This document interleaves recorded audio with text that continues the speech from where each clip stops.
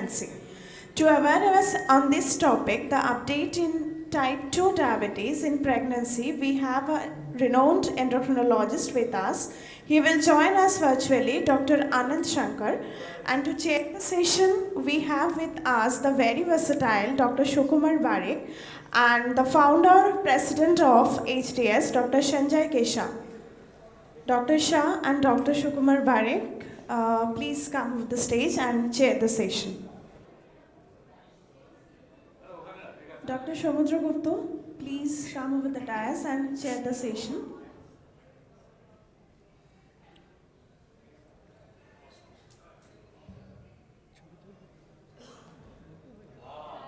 We can see you.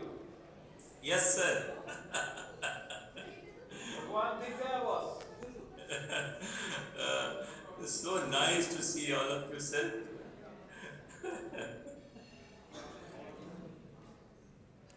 Yes, sir. So we are all good to go, and now with up to you, sir. You can proceed.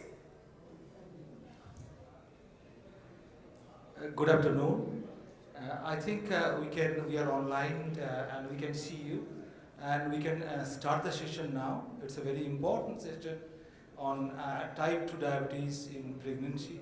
It's not that uncommon nowadays because there are many people who are already on some tablets or eventually are coming to the clinic to plan a pregnancy, or they are already pregnant and they have to continue with the pregnancy. And so with this little note, if you want to continue this one, and at the end of the discussion, we can go for some question and answer. So the floor is yours. Thank you, Chairperson, sir, for nice and warm words, and thank you organizers for giving me this opportunity. And this is my disclosure, Professor Sisheshaya, who taught me and what I am today. So,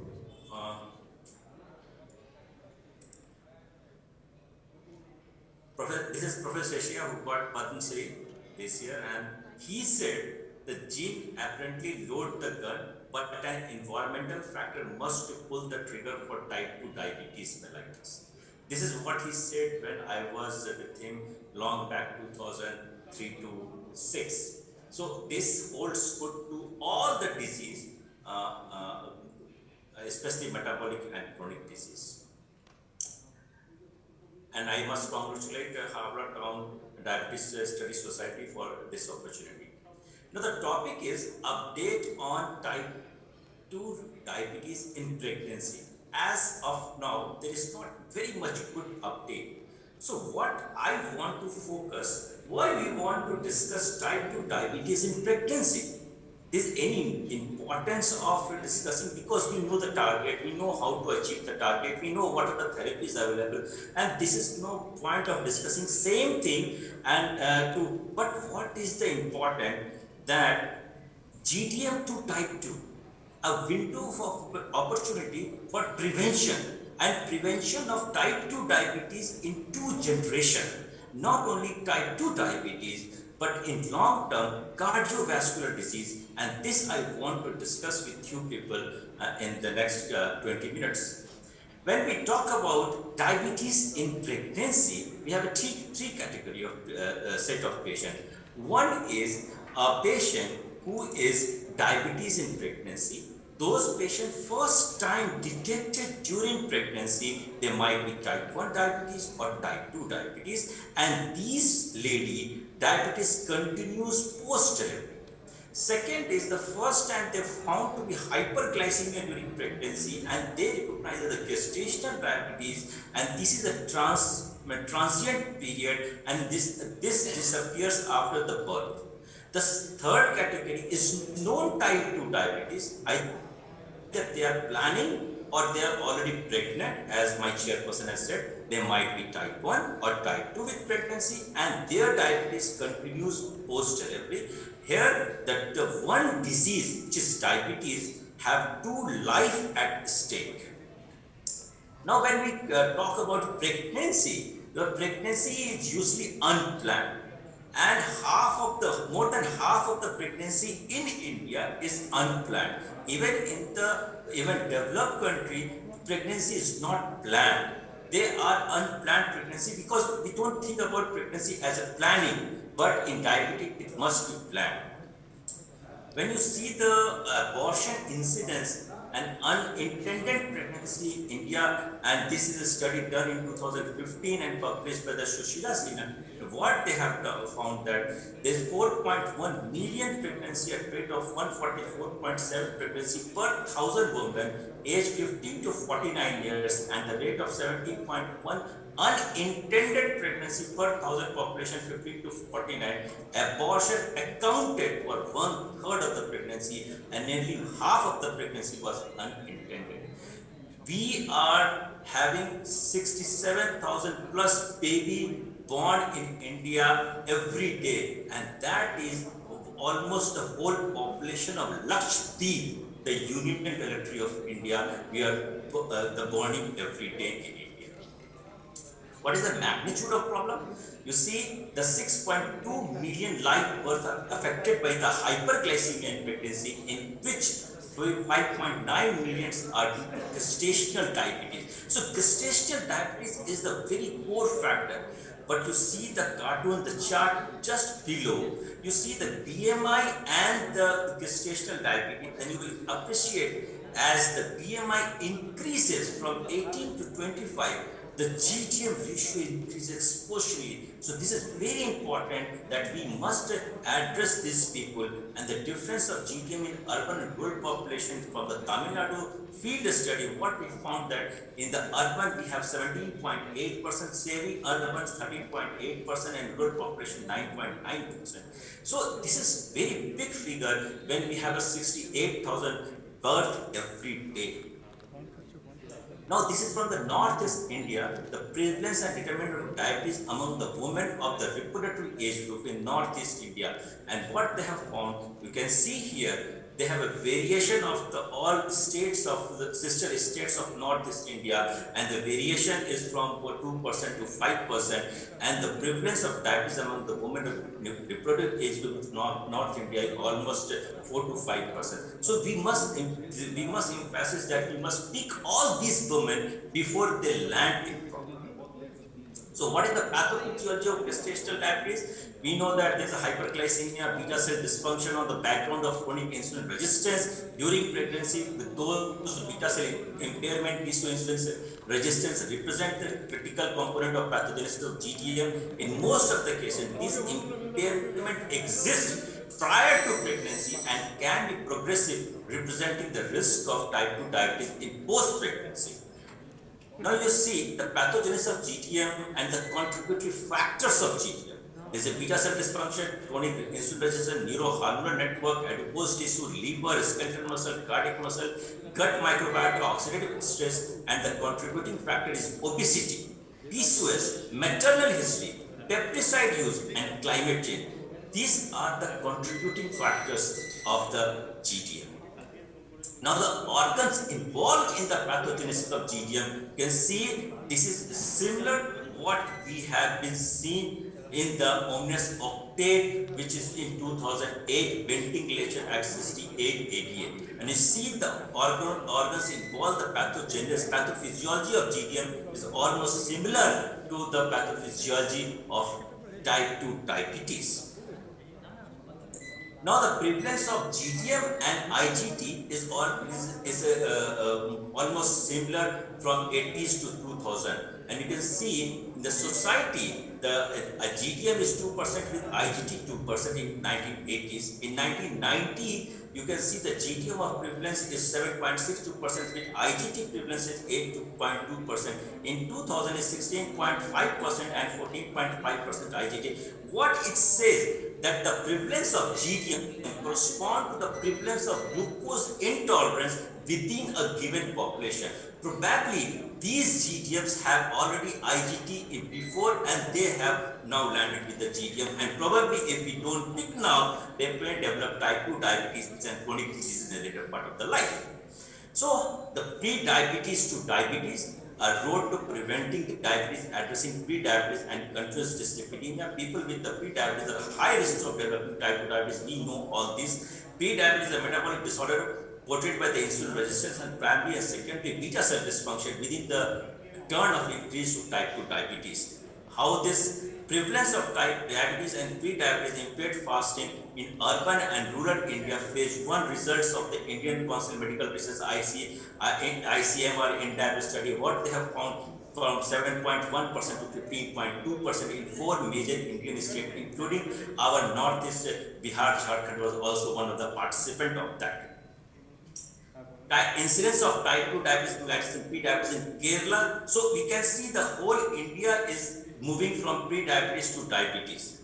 What about the gestational diabetes? Also increase the risk of type 2 diabetes in mother and child both. Approximately 50% of the women with GGM go to develop type 2 diabetes within 5 years of the pregnancy. It is not done pick early and treated precisely. Risk of type 2 diabetes women with the GGM rising 50% risk after 10 years of the rise. And these are the study, very recent study, not very old study. GGM to type 2 risk increased 70% after 28 years. Within 2 decades of the life, they have 70% increased risk of type 2 diabetes. Children born mother with the GTM are 8 times more likely to develop type 2 diabetes and obesity in their teen, within the second decade or third decade of their adulthood. And this we have to rectify, we have to pick early during the pregnancy and correct it. Now these are the papers, gestational diabetes and incidence of type 2 diabetes. What are the clinical incidence of type 2 diabetes increased markedly in the first 5 years of the delivery after 10 years, and elevated fasting glucose level during pregnancy was risk factor, also commonly associated with the future risk of type 2 diabetes. This is a Sri Lanka's study, and very precisely what they have found that the GTM increases 10.6 times more likely to develop diabetes within 10 years. And what they have found, delivering a child after 30 years, being treated with insulin during pregnancy and delivering a baby weight more than 3.5 kg were significantly predictor of development of type 2 diabetes. So these are the points we have to update in our mind, that what we could have, what could be the future can we have to see. Now this is the another Dr. Wagnu's study. What he has found, the prevalence of glucose intolerance at 6 weeks of the postpartum in Indian women with gestational diabetes mellitus, and what they have, alarmingly large proportion of GTM women have some persistent glucose abnormality at birth. Impaired fasting 14.5%, impaired glucose tolerance 4.8%, both IFG and GT, that is the combined glucose intolerance 8%, and type 2 diabetes 6.4%. So these are the giving a clue that within 6 of the postpartum period, these women are very high risk to developing metabolic disorder. Now, effect of paternal and maternal history of diabetes mellitus on development of gestational. Whether we have a paternal history of diabetes or maternal history of diabetes, that is also very important when we are talking about the gestational diabetes mellitus. And this is the Tapak report in 2009, that what they have concluded, maternal history of diabetes and history of diabetes in maternal line seems to be a stronger predictor of type 2 gestational diabetes than in the paternal history. So probably mothers to daughter, this might be a cycle, and we have to break the cycle by picking him early, treating properly. Now this is the type 2 diabetes after gestational diabetes and systemic review and meta-analysis. This is a worldwide, the meta-analysis has been done. I just want you to highlight the Indian data, and what they have found. This is a 27.72% increase risk of type 2 diabetes, and within the very short period of time, women with gestational diabetes has increased risk of developing type 2 diabetes compared with those who have normal glycemic in pregnancy. Increased awareness of the magnitude and timing of the risk of type 2 diabetes after gestational diabetes among patient and clinician could provide an opportunity to test and use dietary lifestyle or pharmaceutical intervention that might prevent or delay the onset of type 2 diabetes in affected women. So these are the updates we have to keep in our mind. Now, glucose intolerance is state in pregnancy a window of the future risk of diabetes and cardiovascular disease in young. And you can see as that it increases, there is a worsening of glucose tolerance in pregnancy. Is associated with declined beta cell function, and declined beta cell function increases the risk of pre-diabetes to type 2 diabetes. Now, in every age group, you can see offering of GTM mother higher chance of diabetes and impaired glucose tolerance. Not the later, within 5 to 9 years of age, you can see almost 10% increase, 10 to 14 years, 37% increase, 15 to 19 years, 62% increase, and more than 20 years, 64% increase. So if we are not picking and treating, we are predisposing the next generation to become diabetic and cardiovascular disease. In the late cardiovascular consequences of gestational diabetes mellitus, and what they have concluded, the GDM represents a significant risk factor for development of cardiovascular involvement. Both patients and physicians need to be aware not only intrapartum but also the postpartum and lifetime risk for these consequences. So we must pick early, treat them properly to minimize these risks. There is an increased risk of cardiovascular disease in young women following gestational diabetes, and young women with GDM had a substantial increase of cardiovascular risk compared with the women without GDM. Much of this increase was attributed to the subsequent development of type 2 diabetes. So we have to find we have to pick these early and treat them. So window of opportunity for lifestyle intervention to prevent gestational diabetes. We have the gestational diabetes rising in the prevalence could be soon impact 1 in 10 women. Women with the GDM has an elevated risk of preeclampsia, C-section include labor, preterm birth, long-term risk for type 2 metabolic syndrome, renal disease, and cardiovascular disease. An estimated 15 to 25% of women with prior GDM will develop type 2 diabetes within 1 to 2 years after pregnancy, and 35 to 70% within 10 to 15 years after pregnancy. Moreover, recurrence of GDM in subsequent pregnancy is common, affecting 40 to 73% overall and 60 to 80% women with overweight and obesity. Intra-uterine exposure of maternal diabetes linked with the birth trauma, respiratory distress syndrome, neonatal death. GDM increases the excessive fetal growth, intrauterine, higher fat, infant mass, neonatal macrosomia, greater childhood prevalence of obesity throughout the adolescent. Offspring of the GDM women having an increased risk of type 2 diabetes. So, what are the protocols? These are the protocols in 2018. The government of India is already laid down. I think this August gathering know all these protocols, and all women of the in the community testing for the GDM recommended twice during the ANC. First testing should be done as the first contact. Second testing should be done at 24 to 28 weeks of the pregnancy, or every trimester. Test should be conducted at all. The pregnant woman, even she comes late in the pregnancy for the ANC, if the test is positive at any point of time, protocol of management to be followed as per this guideline.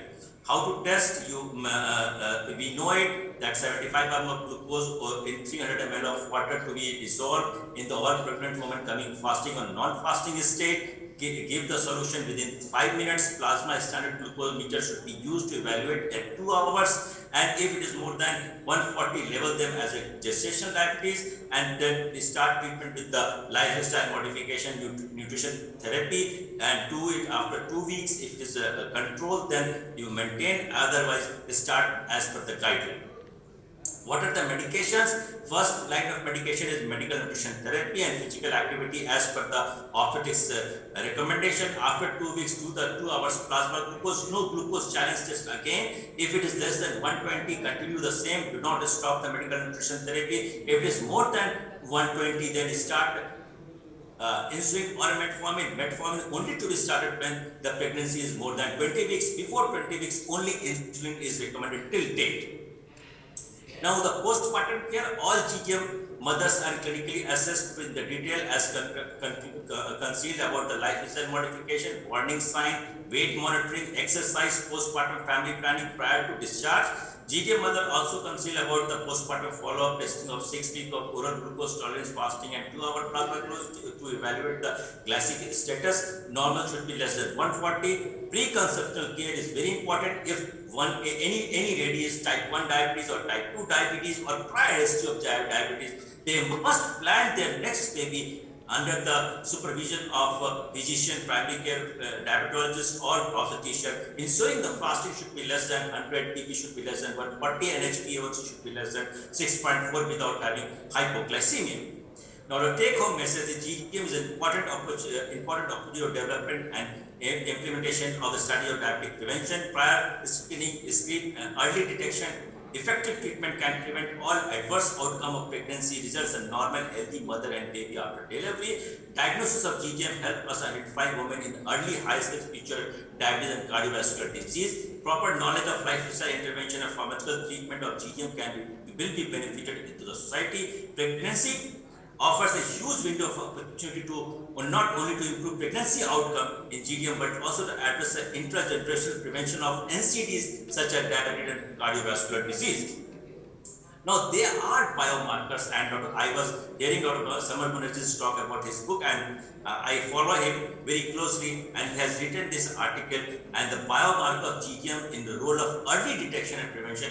You can see the number of biomarkers are there, from the glycemic biomarker, lipid biomarker, inflammatory biomarker, genetic biomarker, adipocyte derived markers, urinary biomarkers, placenta derived biomarkers, and there are others like vitamin D, glycosylated fibrinogen, subsoluble renin receptor, etc. So we can have this biomarker can be also used to detect or for the gestational diabetes mellitus. Now there are prospective diagnostic and preventive markers are also available, but these are not very practically feasible to use in the clinical practice. But since this is an update on the pregnancy and type 2 diabetes, I thought this is a very relevant to use these biomarkers. Keep in this mind that we can have these biomarkers and we can use if there is a confusion.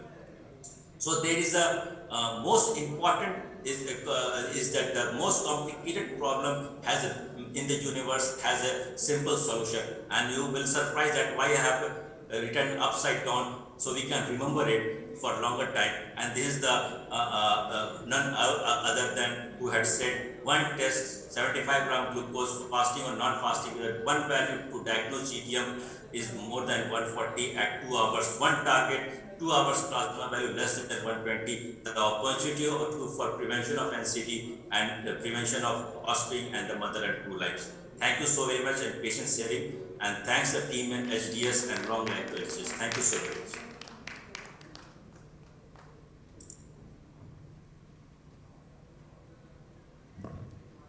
I'll invite questions from the floor if there are any. So if there are no questions, I will put a question to Dr. Ananda Sankar regarding the consensus regarding of metformin therapy in first, second, and third trimester of pregnancy. What is the consensus, the take-home message the physicians should take?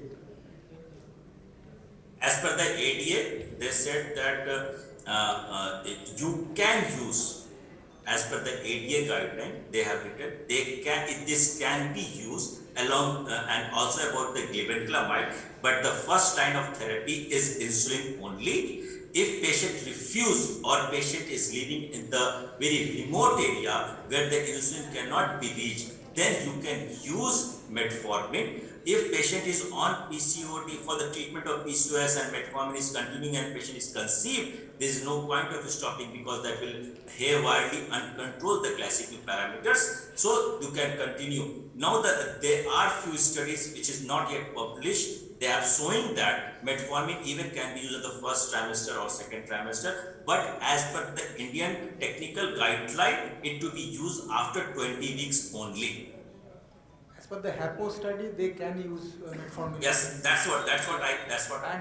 Regarding the use of the ultra short acting insulin, Fiasp, glulisine, and yes. Aspart, what is your take home on this? Yes, for insulin, which is all in short acting human insulin can be used except glulisine.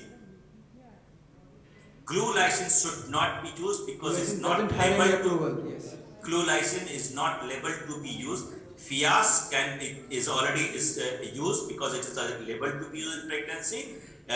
In the long acting or a very long acting insulin or the modern long acting insulin, we can use only levodopa. Rest all are not labeled. Even the glargine is not yet labeled. But there are few pilot study in which they have been shown that the glargine subjects are taking glargine, they conceived and they continued without any neonates or the mother complication. So in those cases who are taking glargine should not be stop or change, they should continue glargine.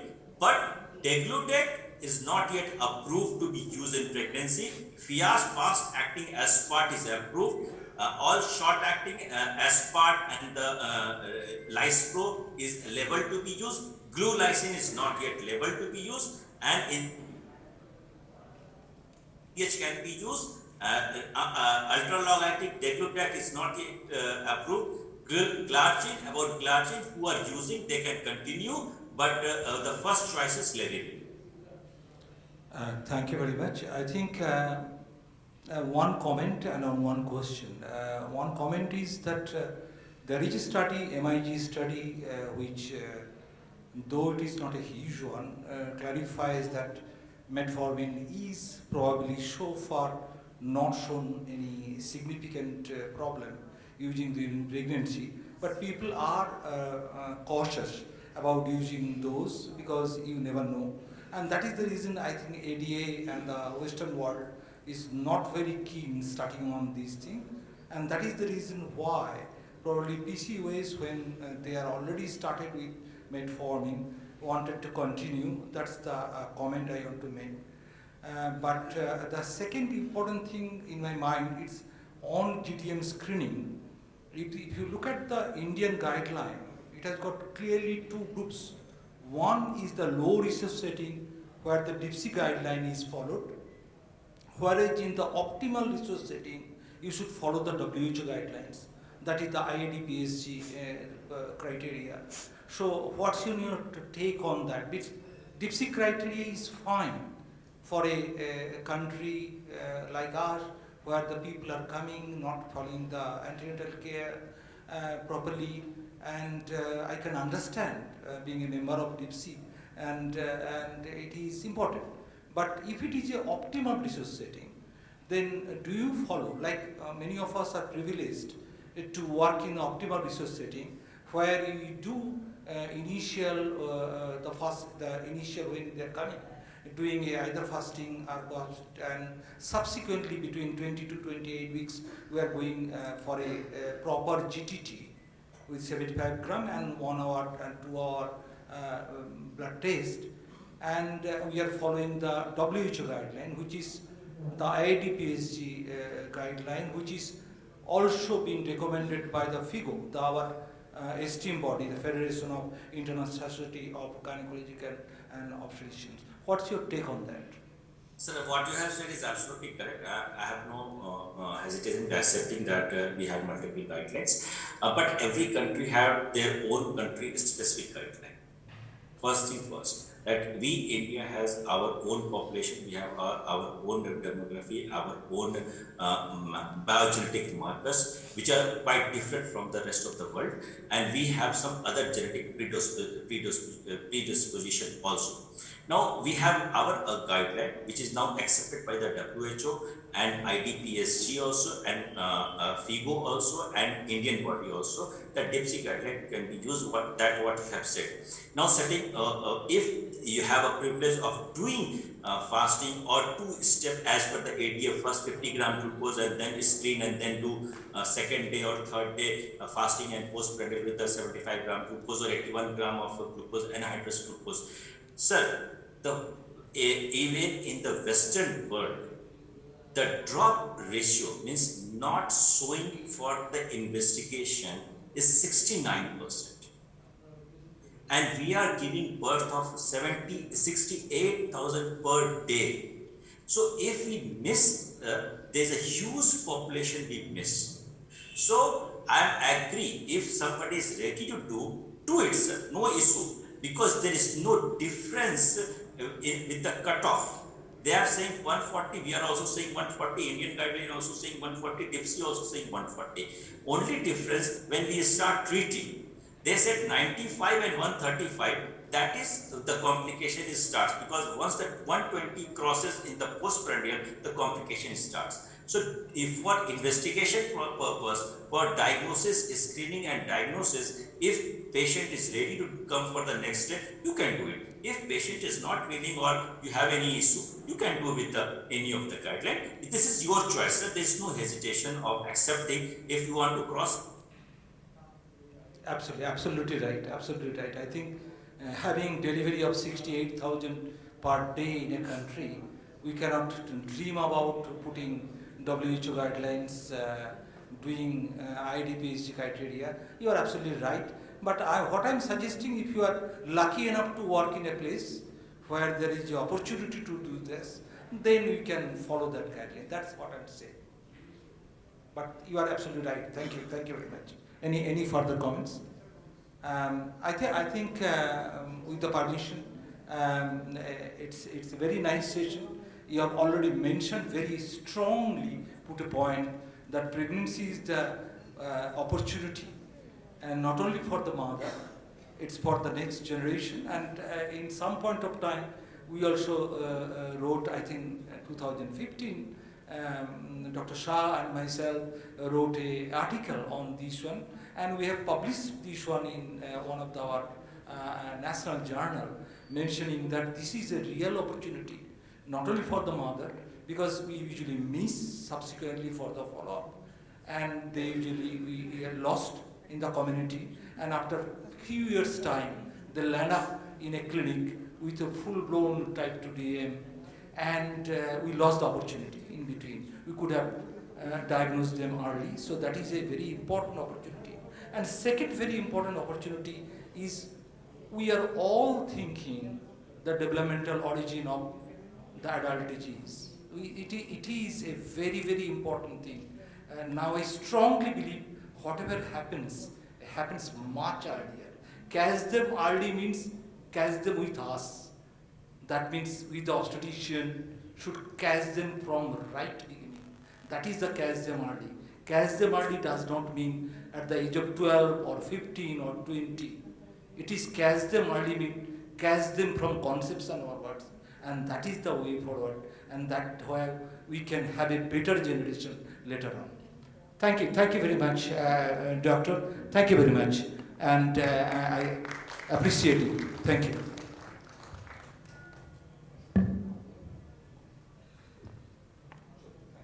Thank you, Speaker.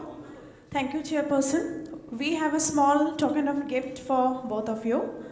And the Speaker, sir, you missed the gift. And we have got something sending to you at some point in time.